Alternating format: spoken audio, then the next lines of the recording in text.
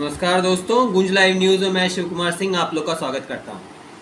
साथियों, you know what, आज मैं आप लोग के लिए सामने एक ऐसी ज़बरदस्त स्टोरी लेकर के आया हूं जिसको सुनने के बाद आपके कान खड़े हो जाएंगे। ये एक बहुत निकाला हुआ इंटरेस्टिंग फैक्ट है जो मैं आप लोग के सामने आज लेकर के आ रहा हूँ। दरअसल आप लोगों ने बचपन से कुछ कहानियाँ, स्टोरीज सुनी होंगी। जैसे एक एग्जांपल मैं आपको दूँ, हिटलर। जब मैं आपको ये वर्ड कह रहा हूँ, इस शब्द का इस्तेमाल कर रहा हूँ हिटलर, तो आपके दिमाग में कैसे इमेज बनता होगा, किस तरह का? एक खतरनाक व्यक्ति जो तानाशाही हो, जिसने ना जाने कितने नाजीज को मार दिया था, ख़त्म कर दिया था, और अपने देश में राष्ट्रवाद फैलाने के लिए, अपनी सनक प्रूफ करने के लिए उसने देश में ही अत्याचार नहीं किया, बाहर भी पूरी दुनिया को हिला के लग गया, जिस व्यक्ति की वजह से द्वितीय विश्व युद्ध हुआ। सेकेंड वर्ल्ड वार हिटलर की वजह से हुआ। लेकिन अगर मैं आप लोग के सामने बोलूँ मदर टेरेसा, तो अब आपके दिमाग में कैसा इमेज आएगा? एक ऐसी महिला जो समाज सेवी थी, बहुत अच्छी थी, जिसने बहुत अच्छे अच्छे काम किए, गरीबों की सेवा करी, गरीबों के लिए किया और बहुत कुछ। तो आज मैं आप लोग के सामने मदर टेरेसा की कहानी लेकर के आया। इसकी खास बात यह है कि मदर टेरेसा की जो अच्छाई है, और पूरी स्टोरी मैं आप लोग के सामने रखूँगा, उसके बाद उसके पीछे के और भी बहुत सारे ट्रुथ हैं, सच्चाइयाँ हैं, वो भी आज मैं आप लोग के सामने अपने इस वीडियो में रखने जा रहा हूँ। तो मेरे इस वीडियो को आप पूरा देखें। आप लोग से अनुरोध है, इस वीडियो को और हमारे यूट्यूब चैनल को सब्सक्राइब करें, लाइक करें, ताकि हमारी जो लड़ाई है आप लोगों के लिए वो और मजबूत हो। आप लोग जब हमें सब्सक्राइब करते हैं, लाइक करते हैं, तो हमें एक ताकत मिलती है। उस ताकत को बढ़ाने के लिए आपको सिर्फ लाल बटन को सब्सक्राइब दबाना है और हमारे वीडियो को देखते रहना है, लाइक करना है, शेयर करना है। तो दोस्तों शुरू करते हैं मदर टेरेसा की। मदर टेरेसा का जन्म 1910 में हुआ। 25 अगस्त 1910 मैसिडोनिया करके एक जगह है दोस्तों, वहाँ उनका जन्म हुआ था। उनके फादर का नाम निकोला बॉयजू था, जो उनके जन्म से ही, मतलब जब वो 8 साल की उम्र में आई, तब उनके फादर की, पिताजी का देहांत हो गया। इसका असर उन पर बहुत ज़्यादा पड़ा। तभी से उन्होंने एक चीज़ ठान ली कि मैं अपने पूरे जीवन को धर्म पर सेक्रीफाइस कर लूँगी, धर्म के लिए मैं सब कुछ करूँगी। उनके जो पिताजी थे वो भी समाज सेवी थे और धर्म को लेकर धर्म प्रचारक थे। तो उन्होंने भी ठानी बचपन में 8 वर्ष की उम्र में कि मैं सब कुछ अपने धर्म के लिए करूँगी।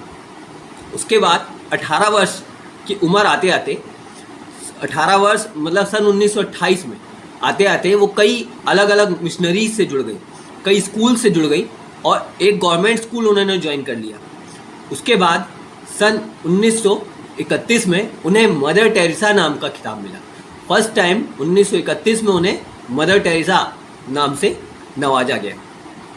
उसके बाद 1944 में जिस स्कूल में वो पढ़ाती थी, 1944 में वो उस स्कूल की प्रिंसिपल बन गई। यहाँ से उनकी लाइफ चेंज होना शुरू हुआ। यहाँ तक वो स्कूल में पढ़ा के और बच्चों को उनकी सेवा कर रही थी। किसी भी प्रकार का वो पैसा नहीं लेती थी, क्योंकि जो नन होते हैं और जो समाज सेवी होते हैं, उनके लिए 2 सिद्धांत होता है। उन्हें पैसा नहीं लेना, किसी प्रकार का अपना पैसा जमा नहीं करना है, और शादी नहीं करनी। तो ये दोनों सिद्धांत को उन्होंने अप्लाई किया। उसके बाद सन 1945 में फर्स्ट टाइम वो भारत आती हैं। भारत में बहुत ज़्यादा गरीबी, भुखमरी देख करके वो काफ़ी दुखी हुई, और सन 1946 में पश्चिम बंगाल के कोलकाता में वो आई थी। वहाँ पर राइट्स दंगे हो रहे थे, हिंदू मुस्लिम दंगे बहुत ज़्यादा चल रहे थे। उस वक्त ये सारी चीज़ देख करके उनका मन काफ़ी टूट गया और वहाँ से उन्होंने मिशनरी, पूरी तरीके से मिशनरी ज्वाइन करी और अपनी एक संस्था बनाई। उसमें वो गरीब बच्चे, जो भूखे बच्चे होते थे और अनाथ बच्चे होते थे, उनकी जो संस्था थी उनके लिए काम करती थी पूरी तरीके से। उन्होंने कुछ समय में ही 3 से 4 साल में ही 1950 होते होते उन्होंने, बताते हैं, काफ़ी पैसा जमा कर लिया था। करीब करीब $30 मिलियन उन्होंने पूरी दुनिया से जमा कर लिया था। इस प्रकार से उनकी जो लाइफ है वो चली। अब ये तो रही उनकी लाइफ, ये तो रही उनकी कहानी, किस तरीके से वो लोगों के लिए किया। अब मैं आता हूँ उनके दूसरे हिस्से पर, जो उनका बहुत ज़्यादा क्रिटिसाइज और बहुत ज़्यादा उनका विवाद होता है। हालांकि उनका जो विवाद है वो शुरुआत में नहीं हुआ। शुरुआत में उन्हें समाज सेविका और 1950 में उन्हें अलग अलग अवार्ड से भी नवाजा गया था। उनका भारत में ही नहीं, पूरी दुनिया में उनका बहुत ज़्यादा नाम था। हम भी बचपन से ही उनका, जब हमसे कोई भी मदर टेरेसा नाम ले तो हमारे दिमाग में एक ही इमेज आता था, गरीब बच्चों के करने वाली महिला, जो गरीबों के लिए करे, भूखे बच्चों के लिए करे, उसके अलावा अनाथ बच्चों की सेवा करे। यही हमारे दिमाग में एक इमेज बनती थी। लेकिन जब मुझे उनका दूसरा साइड पता लगा तो मैं काफ़ी हैरान हुआ। मेरे को लगा कि इस पर वीडियो बनाना चाहिए। तो आज इस वीडियो की अहमियत यह है कि मैं आज उनका दूसरा साइड आपको बता रहा हूँ। हालांकि इस बात को हम पूरी तरीके से, उनका जो दूसरा साइड है, उनका जो काला सच है, जो सामने आया अलग अलग पत्रकारों द्वारा, और एक व्यक्ति थे पश्चिम बंगाल के जो उनके खास रहे हैं, जो उनकी मिशनरी में भी रहे हैं, जो उनके सबसे बड़े क्रिटिकल या क्रिटिसाइज बोल सकते हैं, और उनके साथ ही रहे हैं। उन्होंने ये खुलासा किया और उस पर उन्होंने डॉक्यूमेंट्री मूवी भी बनाई। इसके बारे में मैं आपको फिलहाल बताने। साथियों, नेपोलियन ने एक बहुत अच्छी बात कही थी।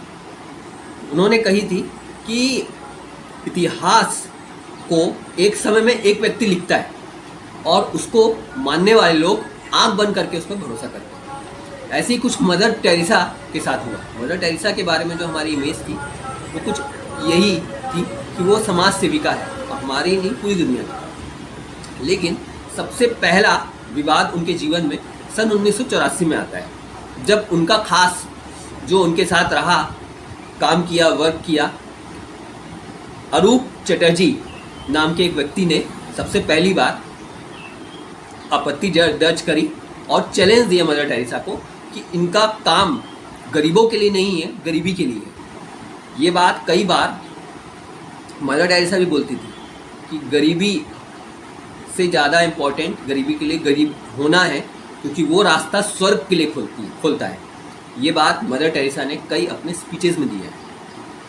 उनकी बातों से भी ऐसा लगता है कि उनकी सोच वही थी। उसके साथ साथ जैसा यूरोपियन और वेस्ट कंट्री में ब्लैक एंड वाइट की प्रॉब्लम है, वो अंग्रेज़ थी, तो वो ब्लैक को बहुत बड़ी एक प्रॉब्लम मानती थी और वो चाहती थी ब्लैक वाले भी कन्वर्ट हो जाए वाइट में। ब्लैक वाले ज़्यादा से ज़्यादा उनको कन्वर्ट कर लिया जाए, उनको क्रिश्चियन बना दिया जाए और जो ना माने उन्हें ख़त्म कर दिया जाए।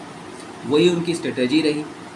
जो अरूप चटर्जी हैं वो यूके से पढ़े हैं और उनके साथ रहे हैं, काम कर रहे हैं। उन्होंने सबसे पहले एक डॉक्यूमेंट्री बनाई जिसका नाम था हेल एंजलस। माफ़ करिएगा, ये डॉक्यूमेंट्री उन्होंने नहीं, उनके साथ में काम कर रहे हिस्टोर ने बनाई। वो एक पत्रकार थे। ये जब उन्होंने चैलेंज फर्स्ट टाइम अरूप चटर्जी ने किया और बताया, तो क्रिस्टोफर हिस्टोर नाम के एक पत्रकार थे, उन्होंने एक डॉक्यूमेंट्री मूवी बनाई। उस मूवी का नाम था हेल एंजलस, जिसमें मदर टेरेसा का काला सच बताया गया था पूरी तरीके से। इस मूवी में किस तरीके से वो गरीबी का ढोल पीटती थी और गरीबों का शोषण करती थी। किस तरीके से उनके अस्पताल में बताते हैं जितने भी नर्स काम करते थे और डॉक्टर्स थे वो विदाउट ट्रेनिंग काम करते थे। वहाँ पर चाइल्ड एब्यूज़ किया जाता है। बताते हैं कि वहाँ पर बच्चों को बांध के रखा जाता था। उसके अलावा मदर टेरेसा की एक सोच और थी। वो ये कहती थी कि जो बहुत ज़्यादा बीमार है व्यक्ति, जो भी व्यक्ति बहुत ज़्यादा बीमार है, वो व्यक्ति मर के हमारे अस्पताल से सीधा स्वर्ग में जाएगा और उसको भगवान स्वर्ग में जगह देंगे। उसके अलावा बताते हैं 30 मिलियन डॉलर जो पैसा है, जो कैश है, उन्होंने जो पैसा अलग अलग जगह से जमा किया था, अलग अलग जगह से मिला था पूरे विश्व में घूमकर, उसका बताते हैं सिर्फ 7% हिस्सा ही वो अपने इन चैरिटेबल ट्रस्ट और जितने भी गरीब थे, अस्पताल बनाया था या अनाथ थे, उनके लिए उन्होंने मुश्किल से 7% ही खर्च किया था। उनके साथ ही एक ज्योति, जब उससे एक पत्रकार पूछते हैं तो वो कहती हैं, मैं साथ में उनके काम तो करी हूँ, बट गॉड नोज, भगवान ही जाने कि ये सारा पैसा बाकी का कहाँ गया। आज तक पता नहीं लग पाया बाकी का जो पैसा है 30 मिलियन डॉलर जो जमा हुआ वो कहाँ गया, किस पर खर्च किया और उस पैसे का उन्होंने क्या किया। हालांकि उनको फंड की किसी प्रकार की कोई कमी नहीं, इससे साफ समझ में आता है। उसके अलावा ये भी बताया जाता है कि उनके अस्पताल में जो नीडल्स यूज़ होती थी वो एक ही नीडल को बार बार मरीजों पर इस्तेमाल होता था। गर्म पानी का बिल्कुल भी इस्तेमाल नहीं किया जाता था।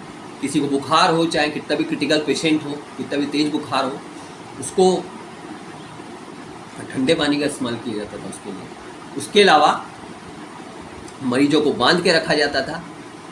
बहुत सारे सामान, इंस्ट्रूमेंट, दवाइयाँ, वो सब की कमी थी उनके अस्पताल में, जो उनके ट्रस्ट थे। उसके अलावा ये भी बताया जाता है कि अनाथ बच्चों के लिए जो उन्होंने स्कूल वगैरह खोले थे, वहाँ से किडनी और अलग अलग प्रकार का जो चीज़ें हैं वो भी, उसका भी काम उनका था, जो उन पर ब्लेम लगा। एक्चुअली ये जो मूवी है हेल एंजल्स, डॉक्यूमेंट्री मूवी है, इस मूवी में बहुत सारे ऐसे तथ्य रखे गए। इस पर उन्होंने ये भी बताया, एक पत्रकार और थे, उनका नाम मुझे याद नहीं आ रहा, एक व्यक्ति और थे, जब उनको ये बात पता लगा, क्रिस्टोफर हिस्टोर थे, ये भी एक पत्रकार थे, जब उन्होंने डॉक्यूमेंट्री वगैरह बनाई, तो उन्होंने एक स्ट्रिंग किया। वो एक डॉक्टर बन करके उनके संस्था में गए, तो उन्हें डायरेक्ट संस्था में डॉक्टर बन करके जब वो गए तो उन्हें एंट्रेंस मिल गया और वो मरीजों को देखने लगे। उन्होंने अपने कैमरे में कैद किया क्या क्या वहाँ पर हो रहा है, तो उन्होंने बताया कि वहाँ पर बच्चों को बांध के रखा जाता है, और भी बहुत सारे तथ्य उन्होंने दिए थे जो ये प्रूव करते हैं कि वास्तव में मदर टेरेसा की जो सच्चाई हमारे सामने कई सालों से थी वो वही नहीं है। साथियों, कहा यह भी जाता है मदर टेरेसा के बारे में, जैसा उनका इमेज था, वो जिन लोगों से उन्होंने डोनेशन लिया था उनके इमेज से बिल्कुल उलट वो लोग थे जिनसे वो डोनेशन लेती थी। हालांकि 2 से 3 नाम को मैं भी गिना सकता हूँ।